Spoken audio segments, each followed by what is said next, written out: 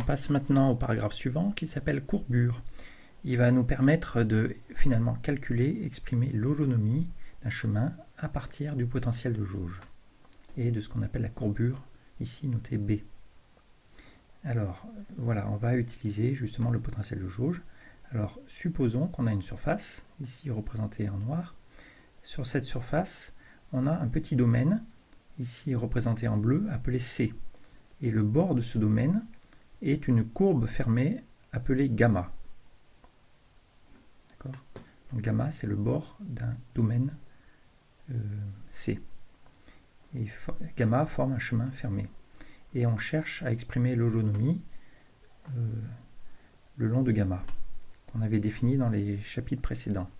Et bien, ce qu'on affirme, c'est que l'holonomie de gamma, c'est moins l'intégrale curviligne le long de gamma du potentiel de jauge. Rappelez-vous, le potentiel de jauge, c'est A1 dx1 plus A2 dx2. Donc c'est une forme différentielle qu'on peut intégrer le long de gamma. Et donc on va démontrer cette formule, et ensuite une autre expression comme une intégrale double. Mais on va commencer par s'intéresser à cette première formule. Alors avant de la démontrer, peut-être, l'illustration, quel est le sens? C'est que, on vous rappelle que le long d'un chemin gamma, si vous prenez un vecteur tangent quelconque, ici le point vert, et que ce vecteur, vous supposez qu'il suit le transport parallèle le long de gamma, comme le pendule de Foucault, c'est ici la trajectoire verte, c'est le transport parallèle suivi par le vecteur tangent. Lorsqu'on revient au point de départ, eh bien, on revient avec un nouveau vecteur tangent qui diffère par un certain angle qu'on appelle l'holonomie, h de gamma. Voilà. Et donc, on cherche à calculer cet angle, h de gamma, cette holonomie. Ce que dit la formule, c'est que si on a fait un choix de jauge, donc un choix de jauge, c'est un choix de repère continu dans chaque fibre, et bien sûr, c'est comme un chemin fermé. Et bien, on peut exprimer l'holonomie de la façon suivante. Et bien, tout simplement, on regarde comment ce choix de jauge ne suit pas, diffère du transport parallèle. Alors ça, la dérivée covariante du choix de jauge, je vous rappelle que c'était le potentiel de jauge. Donc en quelque sorte, le potentiel de jauge représente cette déviation par rapport au transport parallèle. Et comme c'est assez clair sur la figure, eh bien ici, cet angle final, ça va être la somme cumulée de toutes ces déviations. Donc ça va être, et c'est opposé, moins l'intégrale de A le long de la courbe. C'est la formule qu'on obtient. Alors, on va démontrer cette formule, parce que ça ne suffit pas de l'observer sur une figure. Alors, considérons donc une famille de vecteurs quelconques le long du chemin gamma, transportés parallèlement. Donc, c'est pas U n'est pas quelconque. En fait, il est transporté parallèlement. Ça veut dire que du sur dt égale 0. Eh bien, U dépend de t. T, c'est le paramètre qui varie entre 0 et 1 le long du chemin fermé, et donc gamma de 1, c'est le point initial, gamma de 0. Et par définition de l'holonomie, le vecteur U de 1 est transformé par du vecteur U de 0 par un angle h de gamma. Et donc avec les notations complexes, U de 1, c'est exponentielle I h de gamma fois U de 0. Par ailleurs, on a fait un choix de jauge, autrement dit le choix d'un repère R le long du chemin qu'on appelle R de t. Et le vecteur U s'exprime comme sa composante complexe psi de t fois R de t. Et ce choix de jauge, on l'a fait de partout, donc il est continu, et en particulier R de 1 égale R de 0. C'est ce qu'on avait représenté sur la figure en disant que le choix de jauge, lui, il est vraiment continu et dérivable partout. Donc R de 1 égale R de 0. Et donc en regardant cette expression, vous voyez, on remplace U de 1 par psi de 1 fois R de 1, et R de 1 égale, et on remplace U de 0 par psi de 0, R de 0, mais R de 0 égale R de 1, ça simplifie, il reste psi de 1 égale psi de 0 fois exponentielle I h gamma. Et maintenant, on fait le calcul suivant. Donc la dérivée covariante de U est égale à 0 parce que U suit le transport parallèle. Or, U, c'est psi fois R. Donc d'après la formule de Leibniz, c'est dérivée de psi fois R plus psi dérivée de R. Ensuite, la dérivée de R, R est une fonction composée parce que le choix de jauge, on l'a fait en fait sur tout le domaine de la surface. Donc c'est une fonction de x qui elle-même dépend de t, donc c'est une dérivée composée, dérivée de R par rapport à xk, fois dérivée de xk par rapport à t. Ensuite, la dérivée de R par rapport à xk, c'est le potentiel de jauge par définition. C'est I fois le potentiel de jauge. Et là, il reste psi, il reste dxk sur dt. Et cette expression est égale à 0, donc on déduit que dψ sur dt est égal à moins cette composante. Voilà. Et donc, vous voyez que dψ sur dt, c'est un nombre fois psi. Donc, on peut intégrer par rapport à t, et on obtient que psi de t, c'est psi de 0, la condition initiale, donc psi de 1 égale psi de 0 fois exponentielle de l'intégrale de cette quantité. Donc, exponentielle de moins i, l'intégrale de a dx sur dt, dt, pour t variant entre 0 et 1. Ensuite, dt sur dt, ça se simplifie, il reste moins i, l'intégrale de a dx, le long de gamma. Voilà, et donc la conclusion, lorsqu'on regarde par rapport à cette équation ici, c'est que cette phase ici, c'est l'holonomie. Donc l'holonomie, c'est moins l'intégrale de a dx. On a démontré ce qu'on souhaitait. L'holonomie est donc donnée par une intégrale curviligne le long de gamma. Et maintenant, rappelez-vous qu'en calcul différentiel, une intégrale curviligne peut s'exprimer comme une intégrale double sur la surface entourée par la courbe. Et précisément, on appelle ça la formule de Stokes. Voilà, en cliquant ici, vous pouvez voir la page Wikipédia sur la formule de Stokes, son histoire, etc.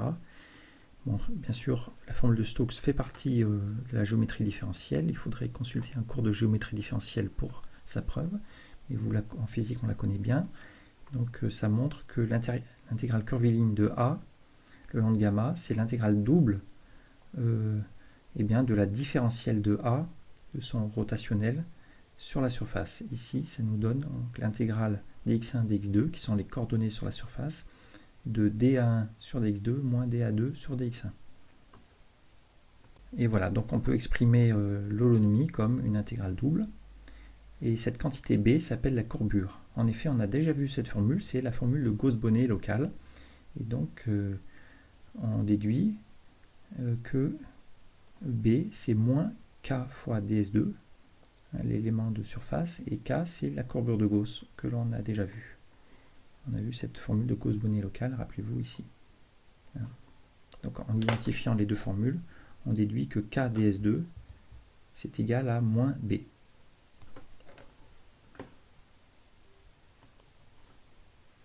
Voilà, donc on a déjà commenté cette figure. Une remarque, c'est qu'en géométrie différentielle, donc B, c'est ce qu'on appelle la dérivée extérieure de A. Alors, voilà. Il faut consulter un cours de géométrie différentielle pour donner un sens à tout ça. On dit que A c'est une forme différentielle et B c'est une deux formes. Mais si on pense à l'électromagnétisme, eh bien A c'est le potentiel de jauge, qu'on appelle le potentiel vecteur, et B correspond au champ magnétique. Ici, vous voyez que ce n'est pas un champ magnétique, B c'est la courbure de la surface, c'est proportionnel à la courbure de Gauss. Et l'intégrale curviligne de potentiel de vecteur intervient par exemple dans l'effet Aharonov-Bohm en électromagnétisme. Donc là on a déjà fait cette démonstration. Peut-être une dernière chose à remarquer, c'est que le potentiel de vecteur A dépend du choix de jauge. On a vu la formule de changement de jauge que lorsqu'on change de choix de jauge, eh bien, le potentiel vecteur change. A devient A'. Là, une remarque, et c'est propre à la théorie U1, disons aux fibrés de dimension 1 complexe, c'est que la courbure B est indépendante du choix de jauge. Alors la preuve est la suivante, c'est que la courbure c'est D de A, donc B' ce serait dA', mais on a vu que A' c'est A plus D alpha, donc ça nous fait dA plus D de D alpha, Et il se trouve que cette quantité-là est égale à 0. Vous pouvez le vérifier.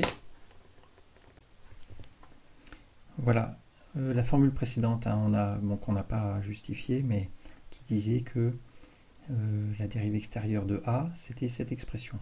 Eh bien, on peut l'utiliser à nouveau pour exprimer la dérivée de dA. D'accord, ça nous donne cette expression. Il apparaît la dérivée par rapport à x2 de dA, donc là, les composantes, dérivée de alpha par rapport à x1, moins dérivée par rapport à x1 de dérivée de alpha par rapport à x2. Et ça, vous voyez, d'après le fait que les dérivées partielles sont un tenseur symétrique, ça veut dire que dérivée par rapport à x1 puis x2, c'est comme dérivée par rapport à x2 et ensuite x1, et bien ça s'annule, ça fait 0. Et donc la conclusion, c'est que ce terme égale 0, donc le champ magnétique B' égale au champ B, donc le champ magnétique, autrement dit la courbure, ne dépend pas du choix de jauge. Et ça correspond, rappelez-vous, on avait vu ce résultat déjà, dans la formule de Gauss-Bonnet, et surtout par le théorème remarquable de Gauss, qui dit que la courbure de Gauss est une quantité géométrique. Voilà, Gauss l'avait démontré, le théorème remarquable de Gauss en 1818. La courbure est une quantité invariante, est une quantité intrinsèque, une quantité géométrique. Alors pour terminer ce paragraphe et cette section qui était en effet technique par rapport au reste du cours, on reprend l'exemple traité, c'est l'exemple de la sphère S2, une sphère de rayon R ou de rayon 1 pour simplifier. Et on va calculer donc la courbure étant donc la différentielle du potentiel de jauge. Alors, on a déjà calculé tout à l'heure le potentiel de jauge lorsqu'on faisait un choix de jauge particulier qui était le choix de jauge du repère UφI. On avait obtenu que A c'était cos θ dφ. Donc A c'est cos θ dφ et donc la courbure B c'est dA, c'est donc différentiel de cos θ dφ, ce qui nous fait, voilà la différentielle de cos θ dφ. Alors bon là on utilise des formules de géométrie différentielle que peut-être vous connaissez intuitivement mais qu'on n'a pas démontré dans ce cours. Bon, utilisons-les quand même. Donc c'est la dérivée de cos θ par rapport à dθ et on rajoute dθ, dφ, plus dérivée partielle de cos θ par rapport à phi, on rajoute dφ.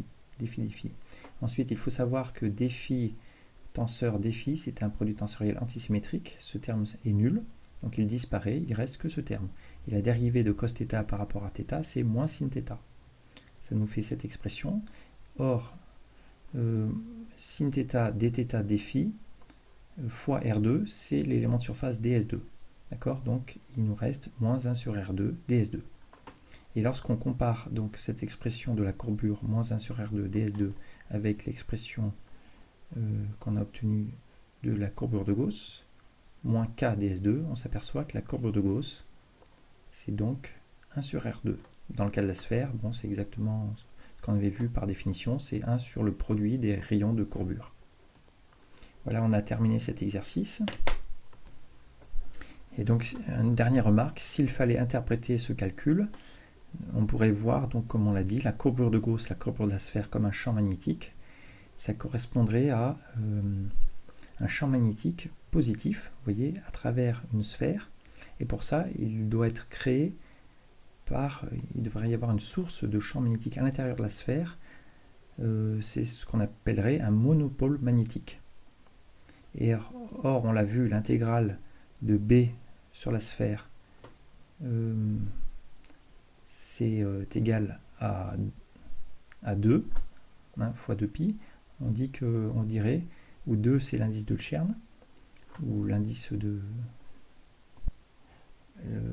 Euler de la sphère, et bien ça correspondrait précisément à ce modèle, à un monopôle magnétique de charge topologique plus 2. Si on clique là sur la page Wikipédia, voilà, ça nous parle des monopôles magnétiques. Il faut savoir que les monopôles magnétiques, donc on peut les imaginer comme ça de façon théorique, mais ils n'ont pas été détectés dans la nature. On ne sait pas si ça existe. Voilà, on a terminé ce paragraphe qui était spécialement technique et calculatoire par rapport au reste. Voilà, c'était pour donner une saveur et faire un lien avec les expressions qu'on obtient dans les livres de physique.